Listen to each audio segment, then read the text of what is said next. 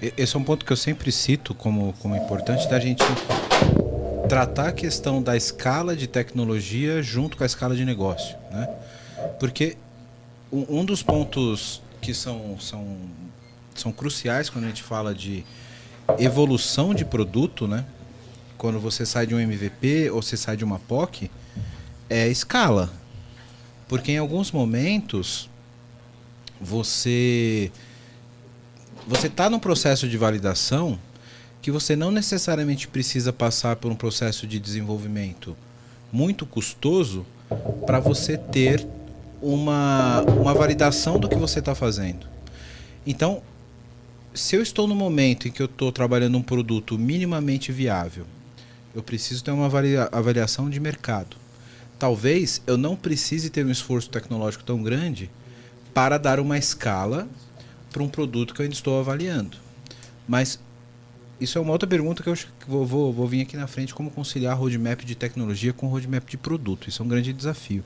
Mas o grande ponto é como que eu valido, entendo que aquilo é uma solução razoavelmente provisória e pobre tecnologicamente, e depois eu volto para criar de fato algo que dê escala de acordo com a evolução do produto.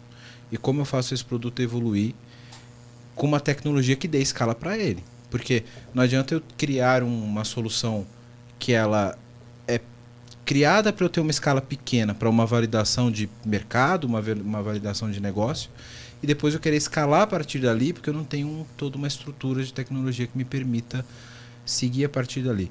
Qual é o momento onde eu consigo falar, cara, ok, a partir daqui eu preciso ter escala. A partir daqui eu preciso estar preparado. Boa. Uma coisa é eu criar o Facebook para atender o colégio lá do Zuckerberg, tipo, para avaliar, vamos fazer um MVP aqui na universidade, colocar os rostinhos de todo mundo, como ele criou lá. Não adianta eu escalar a partir dali. Não. Como que eu crio uma estrutura para que o Facebook seja o que é hoje, né? Quando a gente fala de MVP, é MVP inclusive tecnológico. Nós não podemos pensar em criar visões de escala do ponto zero. Mas minimamente eu tenho que construir algo que me permita fazer aquilo funcionar. Então, se eu estou construindo um MVP pensando nas hipóteses que vão validar algo que resolva um problema do meu cliente, eu tenho que ter esse time de arquitetura, de tecnologia perto, para entender o básico. Então, qual é o básico tecnológico que eu preciso? Às vezes, o básico tecnológico, se eu vou fazer, sei lá, uma landing page, eu vou construir algo, eu não preciso se conectar com os meus bancos de dados aqui. Faz um form, faz no Google Sites, que seja, mas que minimamente o time de tecnologia deu o tom sobre, pode usar essa plataforma porque ela basicamente vai ter as informações que a gente precisa para lá na frente escalar. Uma vez que eu validei isso e funcionou, deu o market fit, como você falou, tenho clientes aqui interessados em consumir o meu produto, agora sim eu vou pensar em escala. Aí a escala vem uma tecnologia mais robusta e tudo mais, que se conecta com o todo. Agora, Rafa, eu quero a sua opinião, Vitão, mas antes eu quero fazer uma provocação aqui que vem... O time de tecnologia vai se sentir representado. Muitas vezes a gente fala de MVP e fala de validação de hipótese, e na minha visão particular faz todo sentido que o foco seja totalmente a entrega de valor na ponta. Para você validar, não importa, tipo, cara, não importa como tá a cozinha, beleza? Eu vou fazer uma cozinha suja, mas eu vou fazer um prato para saber se o cara gostou. Agora, se eu precisar dar escala para esse prato, eu preciso ter uma cozinha um pouco mais arrumada. Como que eu consigo gerenciar a expectativa para que aquele MVP, e passa muito por formação e conhecimento das pessoas, isso na minha opinião, como que eu consigo fazer com que aquele cara que está fazendo a avaliação daquele MVP, porque às vezes o MVP é um sucesso, às vezes aquilo vai bombar. E aí você vai ter um PM, um PO que fala, cara, maravilha, agora a gente vai fazer isso, e aí vamos abrir agora de 10 usuários, a gente vai abrir para 5.000 e a gente vai ter que ter essa funcionalidade. Aí chega o coitado do cara de tecnologia e fala, cara, beleza, mas não vai dar pra fazer no Google Site, a gente vai ter que fazer tudo de novo, vai ter que... E como que gere essa expectativa de mercado, Rafa? Porque é o que você falou, cara, pode ser que uma landing page no Google Site, o cara fala, beleza, puta, funcionou, tive me interessado e tal. Aí às vezes o cara que tá à frente dessa gestão do produto não entende que, porra, se eu precisar de fato escalar a partir daqui com uma validação, ou eu tenho que fazer um produto novamente do começo, ou eu tenho que pensar, o que é um segundo caminho, né? Pensar no MVP que eu faça o mínimo que seja uma estrutura para evoluir a partir dali. Isso, no fim, é como gerenciar a expectativa. Isso. E como que isso se trata dentro de um time com pessoas e com expectativas e com empolgação de mercado? Esse é o ponto-chave quando a gente fala de ter um engenheiro perto. Porque não adianta eu criar um protótipo, validar algo, se eu estou construindo além do que a minha tecnologia permite dentro de casa. Então eu tenho que fazer soluções inteligentes que pensem no meu cliente, mas que tenha a conexão com o técnico. Então, no final das contas, se eu faço um processo de discovery desconectado, é isso que acontece. Acontece de eu não ter depois a escala do meu produto na grande maioria das vezes. Porque na hora que eu fiz aquilo funcionar, foi um sucesso, e aí você leva para o time de tecnologia e o time de tecnologia fala que não tem escala, ferrou. Mas por que na grande maioria das vezes isso acontece? Porque não tem ninguém técnico discutindo o discovery. Então ter alguém técnico entendendo essa escala é extremamente importante. Cara, você pode partir sim por uma landing page usando o Google Sites, porém, se isso funcionar e for aderente, aí nós vamos ter que pensar em levar isso para um banco de dados na nuvem, vamos ter que usar um React, vamos ter que usar um Node e por aí vai. Então, tem pontos importantes aí. Agora, olha como isso se conecta com a cultura organizacional. Vou voltar na cultura. Quer dizer, vou voltar na cultura pelo terceiro episódio, né? Você é o cara da cultura já. Cara, existe toda uma restrição técnica da tua estrutura, da tua infra, enfim, da tua arquitetura, que vai te direcionar como você pode construir um MVP. Só que tem um outro fator. Eu sou um cara que, dependendo da empresa com qual eu atue, de verdade, não preciso da tecnologia para fazer um MVP. Podem me crucificar. Mas o Dog Hero, por exemplo, esse é o ponto que eu quero chegar, mas eu quero chegar nesse. O Dog Hero, que você hoje consegue encontrar pessoas como você para cuidar do seu cachorrinho enquanto você viaja, por exemplo, né? Ao invés de você deixar num hotelzinho para cachorro, você deixa lá com alguém.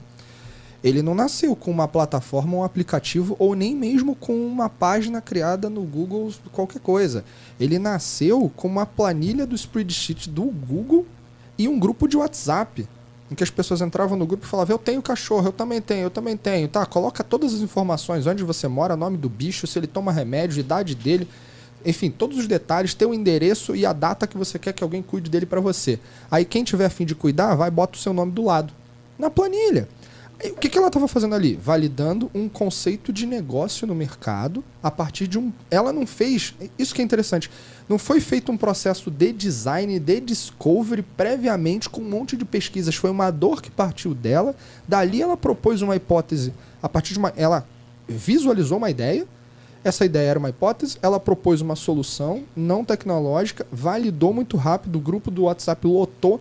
E a partir dali ela falou: ok, agora é a hora de eu escalar. E aí sabe qual é o jogo? Sabe onde vira a chave? Que é onde eu vejo onde a maioria das pessoas erram. E independente da cultura, e eu concordo, tem cultura empresarial que precisa você ter a tecnologia ali para dar o gás. Sabe por quê? Porque se o cara cria uma planilha de Excel em grupo de WhatsApp, dependendo da empresa, sabe o que os acionistas vão falar? Tu tá de sacanagem com a minha cara, mano. Porra, vou criar a planilhinha? Você tá louco? Você acha que eu tô aqui para brincar? Não. Pô, mas isso aqui eu faço em 2 horas. Porra, que se dane, maluco. Leva 3 meses. Aí você descaracteriza ou recaracteriza para a tua cultura o que é o MVP. E o outro fator, só para fechar, é quando... Tô babando aqui para perguntar. Quando não se usa dados, métricas de validação. Quando que decidiu-se fazer um aplicativo do Dropbox, por exemplo? Quando o vídeo que o Drill, o CEO do Dropbox, botou lá na internet e bateu no vídeo, bateu X milhões de visualizações. Quando as pessoas falaram: porra, gostei disso, me cadastrei aqui para receber informações primeiro e ser um dos primeiros usuários. Ele determinou meta. A métrica tem que ter uma meta. Senão você tá brincando. É bullshitagem. Ó, eu vou fazer um questionamento aqui que é muito de quem tem a cabecinha quadradinha do técnico da arquitetura, tá, Vitão? Me ajuda aqui. Qual é a correlação ou a dependência da validação de hipótese com o MVP e o incremento de produto. Porque o que você falou é perfeito É cíclico. quando você tem uma validação de hipótese. Beleza?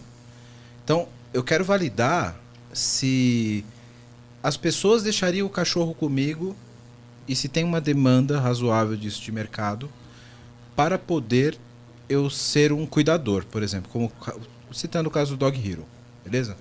Então, para isso, eu posso usar lá o WhatsApp, planilha, e saber se existe demanda e eu valido essa hipótese. Essa validação da hipótese é um MVP? Ou, vou deixar para vocês responderem, ou um MVP, ele precisa ser uma primeira etapa incremental do produto que eu possa evoluir a partir dali e não voltar atrás. Eu tenho a visão, mas eu vou deixar o Rafa Porque, falar. veja, se eu considerar essa etapa onde eu usei o WhatsApp e as planilhas como MVP, eu não consigo evoluir a partir dali. Eu não vou conseguir utilizar a partir dali planilha e WhatsApp para fazer minha gestão. Aí eu vou ter que voltar, Sim, fazer mas tem uma um detalhe. concepção de MVP, se isso for o MVP, de que, cara, qual seria o mínimo produto que eu desenvolveria para isso e poder evoluir a partir dali. Well, sabe qual é o detalhe? Eu dei o exemplo de uma startup. Esse é Uma o ponto. startup que nasceu no momento, cara, a startup nasce. O que ela tem a perder, cara? No máximo, o investimento de algum anjo.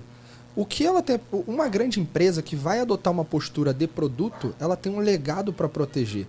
Então, dificilmente ela vai conseguir adotar essa postura. E aí, por conta de todo o seu conjunto burocrático, porém necessário, porque gerou valor até aqui, ela vai precisar se preocupar e talvez descaracterizar o MVP de uma startup para se transformar no MVP numa primeira versão. Tá certo, tá errado? Tem xiita que vai dizer, porra, isso tá errado, isso é babaquice. Mas, cara, vai viver aquela cultura lá, velho. Às vezes não dá, velho. Eu acho que a gente tem que separar os potes. Quando a gente fala de uma startup, primeiro, ela tem uma vantagem que ela não tem legado. Marty Kagan fala sobre isso. É? Né? Então, quando você tem ali uma startup, ela nasceu, como ela não tem legado, Nothing to lose. quando ela não tem legado, Fala fica... bonito, né, cara? Não, é só a cerveja mesmo. Ele é diferente, né? O cara é diferente. É só a cerveja. Então, quando você não tem legado, você pode, óbvio, construir o que for necessário, porque você não tem com quem se conectar. Então, você pode criar várias hipóteses de várias formas. Esse exemplo do Dog Hero, ele é muito parecido com o exemplo do Thales Gomes, do Easy Taxi, que basicamente foi, o cara precisava pedir um táxi, ele estava lá num evento, não conseguiu pedir o táxi porque não chegava, né? Ligava nas cooperativas, não chegava. Mais ou menos o que acontece com o Uber hoje. Aí qual foi a validação? Aí, a palavra, a validação de hipótese dele. Ele fez o seguinte, ó, eu vou criar uma página com um formulário. Deste formulário, a pessoa coloca o nome, o endereço de onde ela está e para onde ela quer ir. Se esse formulário funcionar, aonde caía? Caía na minha caixa de e-mail. Então, da caixa de e-mail dele, ele falava assim, pô, a pessoa tá no ponto A, quer ir pro ponto B, vi no e-mail, o que ele fazia? Ligava na cooperativa, falava assim, ó, vai em tal lugar. Funcionou, ele validou a hipótese. O que foi o MVP dele? Ainda com essa mesma página de formulário, ele fez um acordo com algumas cooperativas e com essas cooperativas ele falou assim, ó, para cada corrida que eu te ligar, você me paga X reais. Acho que era 1 ou 2 reais, alguma coisa assim. Os caras, beleza. Então tá bom, tá combinado, tá combinado. Então quando caía nessa página e entrava num form e caía no e-mail dele, ele ligava para cada corrida, ó, amigão, essa semana aqui, 10 corridas, me paga 20 reais. Tá bom, vem aqui receber. Então isso é MVP. Eu já estou em operação porque eu já validei uma hipótese. Então a hipótese dele foi com ele mesmo. Ele validou, funcionou. Pô, funcionou, agora como que eu penso em escalar esse negócio? A primeira escala dele foi se conectar com uma cooperativa e falar assim, amigão, eu continuo aqui com a minha operação, na minha paginazinha, EasyTaxi com BR, e pede aqui. Aí, o final da história todo mundo sabe, né? O cara conseguiu fazer dinheiro à roda aí. Vendeu pra China. Né? Isso aí. O spoiler do final é vendeu pra China. Diz ele que não tá rico por conta do EasyTaxi. Enfim. Mas deu pra pegar a separação entre a hipótese e o MVP? Isso, é isso que eu queria... resolver um problema... Isso, é isso que eu queria... Porque o produto em si, o mínimo produto viável, não necessariamente ele é só a resolução de um problema que eu validei na hipótese. Eu posso ter outras características que vão formar esse MVP. Né? Então, geralmente a validação de hipótese é algo que você vai validar que você consegue resolver um problema que você tem demanda de mercado.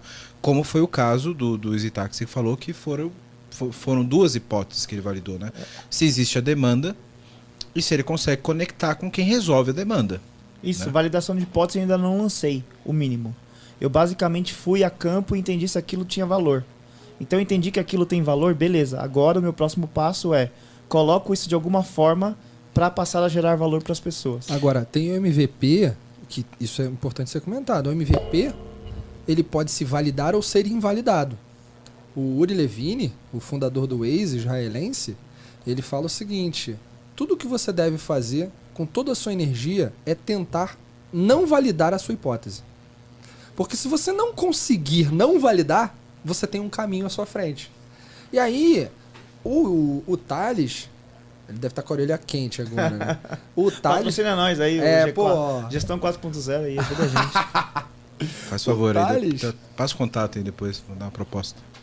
O Thales teve uma questão que foi interessante. Ele pegou lá, já tinha um MVP, já tinha passado por um estágio.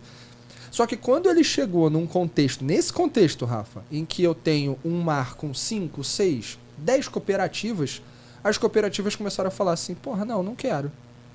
Eu não quero que você fique arrumando cliente para todo mundo, eu quero que você arrume só para mim. Aí o Thales falou assim: não, pô, mas aí pro meu negócio isso não faz sentido, porque eu não tenho escala se eu focar em uma cooperativa. O que ele fez? Cooperativa, beijo, me liga. Eu vou tratar diretamente, passageiro, motorista. Não tem mais cooperativa. Cortei o intermediário. É aqui a relação ponta a ponta. Quando ele se torna o intermediário, enquanto tecnologia provedora da relação, ele muda uma dinâmica de mercado, cria um novo modelo de negócios, sendo que ele já tinha um MVP. Olha só que coisa doida. Ou seja, o MVP também é um processo que evolui.